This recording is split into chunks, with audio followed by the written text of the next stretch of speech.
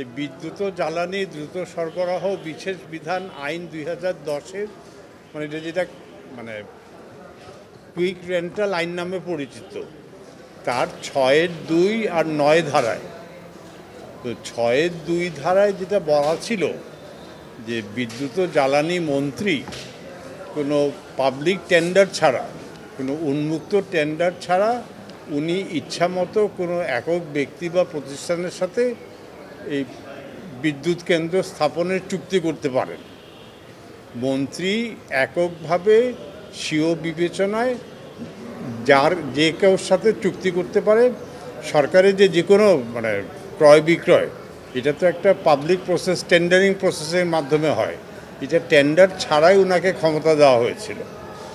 তো সরকারও এটাতে মানে সম্মতি জানিয়েছে এবং দেখিয়েছে যে এই 6-2 ধারায় অনেকগুলি কুইক রেন্টাল প্রজেক্ট হয়েছে। তো আপনারা জানেন যে কুইক রেন্টাল প্রজেক্টের একটা বিশেষত্ব হলো যে তারা বিদ্যুৎ সরবরাহ করুক বা না করুক, তারা পুরো টাকা পাবে। মানে 100 মেগাওয়াটের বিদ্যুৎ কেন্দ্র সে 20 মেগাওয়াট সাপ্লাই দিচ্ছে, কিন্তু 100 মেগাওয়াটেরই টাকা পাবে। অর্থাৎ এটা লুটপাটের বিশেষ বিধান আইন হয়ে গেছে। তো ওই জন্যই মানে আদালত এই 6-2-কে অসাংবিধানিক ঘোষণা করেছেন। এই যে এটা কোনো মানে আনলিমিটেড অসীম ক্ষমতা এক ব্যক্তিকে দেওয়া হয়েছে, এইটা একটা প্রজাতন্ত্রে হতে পারে না। এইটাই মূলত এই কারণেই 6-2-কে অবৈধ ঘোষণা করেছে, অসাংবিধানিক ঘোষণা করেছে।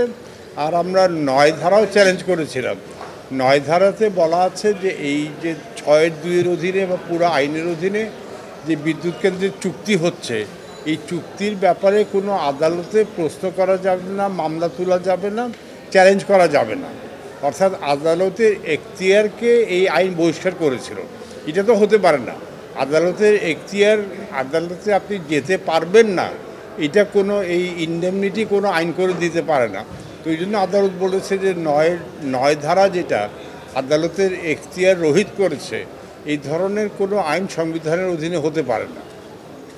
এটাই হলো মূল কথা। তার সাথে আদালত এটাও বলেছেন যে এই 6-2 অধীনে যে ব্যক্তিগত উদ্যোগে যে চুক্তিগুলি হয়েছে, ওইগুলি সরকার পুনর্মূল্যায়ন করতে পারবে। ওইগুলি চুক্তির শর্ত সরকার মানে জাতীয় বিবেচনায় যাদের সাথে চুক্তি হয়েছে তাদের সাথে আবার নেগোশিয়েট করতে পারবে দরকার হলে।